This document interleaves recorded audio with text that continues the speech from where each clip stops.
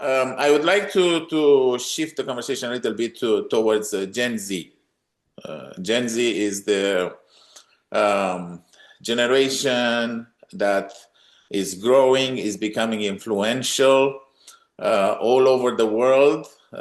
They want to make a difference, and they have some characteristics that we didn't see in the millennials, my generation, your generation. What would you say to a Gen Z, a young adult who is seeking honesty, fairness, justice for all in a world that is deeply unjust, in a church that doesn't listen to them, yet they feel like they have a mission in this world? What would you say to the Gen Zs? I'm asking this question simply because I know that I have a little audience of Gen Zs.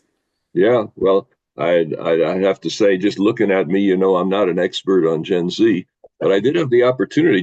We did a family heritage trip last month, in which we went to Germany and Poland and visited the places where my parents grew up. And my brother was along on that. He's 5 years older than me. And he brought along his daughter and two granddaughters. And the granddaughters are 23 and 25.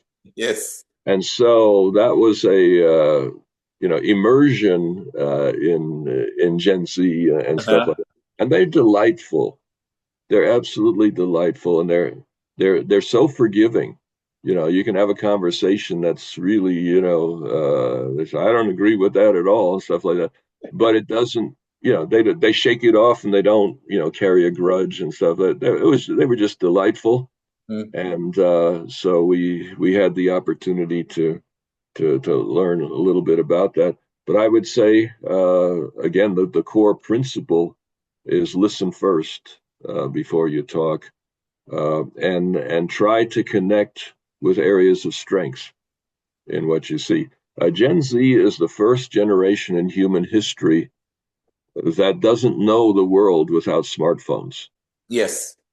Smartphones came in around 2010, I think, and Jonathan Haidt, one of the best sociological thinkers in the world today, has written a book called The Anxious Generation, and totaled up all the challenges that come when people spend a lot of time on the phone.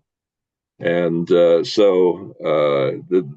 is a generation that sees the world in a way none of us can, because every other generation that's alive today has known the world without smartphones and grew up in a world without smartphones. So their experience has put them in a place that no other generation has been in. And I think that has some serious weaknesses, as Haidt points out in his book. He won't let his kids get a smartphone, I think, until the age of 16, is what he was saying. He says the way it rewires your brain can do a lot of damage. But at the same time, the reality is most kids, got into it in the single digits already.